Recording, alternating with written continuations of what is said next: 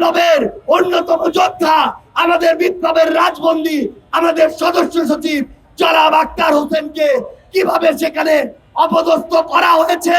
যখন আমাদের বোনেরা রক্ত দিয়ে জীবন দিয়ে খুনি হাসিনার মতো স্বৈরাচারের পতন ঘটিয়েছিল, তখন সেই আওয়ামী লীগ এই দেশ ছাড়া হয়ে দেশের বাইরে তাদের কিছু পতিত দোষর, তাদের কিছু বাচাটা তেলবাজ আমাদের বোনদেরকে আক্রমণ করা শুরু করেছে। কারণ তারা জানে আমাদের বোনেরা যদি তাদের বিরুদ্ধে দাঁড়ায়, আমাদের বোনেরা যদি তাদের কণ্ঠস্বর সোচ্চার রাখে, তাহলে এই বাংলাদেশে ওই খুনিদের আর কোনো জায়গা হবে না।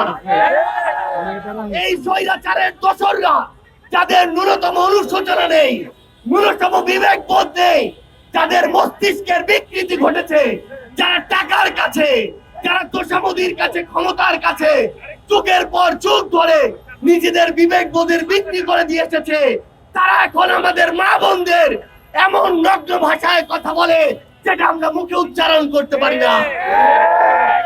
ওই স্বৈরাচারের দোসরদের বাচ্চাটা তেলবাজদের আমরা বলতে চাই, নিজের যদি ঘর থাকে, নিজেরা যদি কোন মায়ের পেট থেকে এসে থাকেন, নিজেদের কোন যদি সন্তান থাকে, তাদেরকে গিয়ে জিজ্ঞাসা করুন যে আপনার ওই মেয়ের সন্তান, আপনার স্ত্রী, আপনার ওই মা, আপনার এভাবে একজন বোনকে, একজন মেয়েকে এভাবে গালি দেওয়াকে সমর্থন করে কিনা।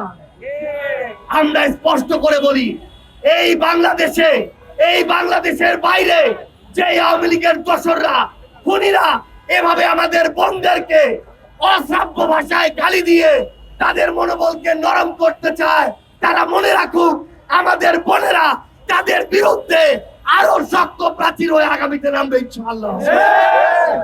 আমরা দেখেছি আজকে জনাব মির্জা ফখরুল ইসলাম আলমগীরের একটি সাক্ষাৎকার প্রকাশিত হয়েছে। আমরা স্পষ্ট করে বলি, আর এই ধরনের পরোক্ষভাবে কথা বলা আমরা পছন্দ করি না।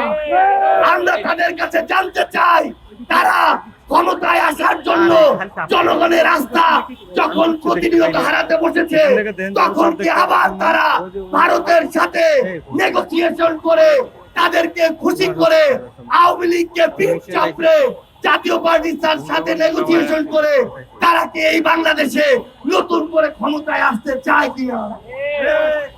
তাদেরকে মনে রাখতে হবে 2024-এর অভ্যুত্থান শুধুমাত্র শেখ হাসিনার বিরুদ্ধে ছিল না, 24-এর অভ্যুত্থান শুধুমাত্র ফ্যাসিস্ট আওয়ামী লীগের বিরুদ্ধে ছিল না, 24-এর অভ্যুত্থান আধিপত্য, এই যে বাংলাদেশে যে আধিপত্যবাদ জারি করেছিল ভারত, তাদের ওই আধিপত্যের বিরুদ্ধেও ছিল। সেই আধিপত্যবাদী ভারত যখন এখনো ক্ষমা চায়নি, যখন এই খুনি হাসিনাকে তাদের আশ্রয় রেখেছে, তাদের আশীর্বাদে এই বাংলাদেশে কোন দল আর ক্ষমতায় আসতে পারবে না। আমরা স্পষ্ট করে আমাদের জায়গা থেকে বলতে চাই, সেটা বিএনপি হোক, অন্য কোন প্রতিষ্ঠান হোক, নির্বাচন কমিশন হোক, যদি তারা মনে করে জনগণের রায়ের বিপরীতে গিয়ে, জনগণের আকাঙ্ক্ষার বিপরীতে গিয়ে বিভিন্ন প্রভাবকের দ্বারা প্রভাবিত হয়ে, এজেন্সি, প্রতিষ্ঠান, দল, ব্যক্তির দ্বারা প্রভাবিত হয়ে তারা আমাদেরকে মার্কা আটকে, তারা আমাদেরকে নিয়ে কটূক্তি করে তারা এগিয়ে যাবে, ক্ষমতায় বসবে, এই আশা তাদের পূরণ হবে না। এরকম কটূক্তি ওই বিএনপি কে নিয়ে আজকে থেকে 1-2 বছর আগে আওয়ামী লীগ করতো। বিভিন্ন ধরনের জুলুমের শিকার ব্যক্তি, দল, মানুষকে নিয়ে ওই আওয়ামী লীগ করতো।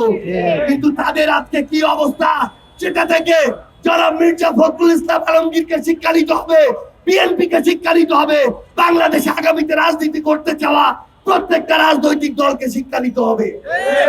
আমরা দেখেছি আমাদের বিপ্লবের অন্যতম যোদ্ধা, আমাদের বিপ্লবের রাজবন্দী, আমাদের সদস্য সচিব জনাব আক্তার হোসেনকে কিভাবে সেখানে অপদস্থ করা হয়েছে এবং অপদস্থ করার ক্ষেত্র তৈরি করে দেওয়া হয়েছে। আমরা ডক্টর ইউনূসকে বলতে চাই, আপনি যদি শুধুমাত্র নিজের প্রোটেকশন নিয়ে এগিয়ে যাওয়ার কথা চিন্তা করেন, তাহলে আগামীর বাংলাদেশের কোন গুরুত্বপূর্ণ বিষয় আমরা আপনার কাছে নিরাপদ মনে করি না। কারণ আপনার দিকে পুরো বাংলাদেশ তাকিয়েছিল, আপনার দিকে শহীদ পরিবার, অভ্যুত্থানের রক্ত দেওয়া যোদ্ধারা তাকিয়ে আছে এখনো। আমরা স্পষ্ট করে একটা কথা বলি, আমি যতই পিঠ আমার বাঁচিয়ে চোখে দেখে যে চেষ্টা চলার করতে হবে, স্বভাব চাকরি। দেখাবে তার এই আমি যেটা বাংলাদেশে দেখতে পাচ্ছি না, আর পিঠ বাঁচিয়ে এরকম চলা দেখতে হবে পাচ্ছি না। না। সবকিছুর উপযুক্ত জবাব দিয়ে সবকিছু জনগণের সামনে খোলাসা করে আগামীর বাংলাদেশে আপনাদেরকে চলতে হবে। আমরা স্পষ্ট করে বলি, আমরা আগামীর বাংলাদেশে যে কোনো ফর্মে রিফাইন্ড আওয়ামী লীগ এই বাংলাদেশে আমরা আশ্রয় পেতে দিব না। আমরা আগামীর বাংলাদেশকে রিফাইন্ড বাংলাদেশের দিকে নিয়ে যাব, যেই বাংলাদেশে কোনো ফ্যাসিস্ট কিংবা ফ্যাসিস্টের দোসরের জায়গা হবে না। আমরা আপনাদেরকে স্পষ্ট করে বলি, আগামীর বাংলাদেশের নির্বাচন থেকে শুরু করে প্রত্যেকটি গুরুত্বপূর্ণ সিদ্ধান্ত, প্রত্যেকটি রাজনৈতিক দলের মত যদি জনগণের বিপক্ষে যায়, তাহলে জাতীয় নাগরিক পার্টি এনসিপি রাজনৈতিকভাবে রাজপথে গিয়ে তার প্রত্যেকটি জবাব দিবে। সে পর্যন্ত আপনারা সবাই এই বাংলাদেশ পন্থার পক্ষে থাকবেন, জনগণের পক্ষে থাকবেন, বিপ্লবের পক্ষে থাকবেন।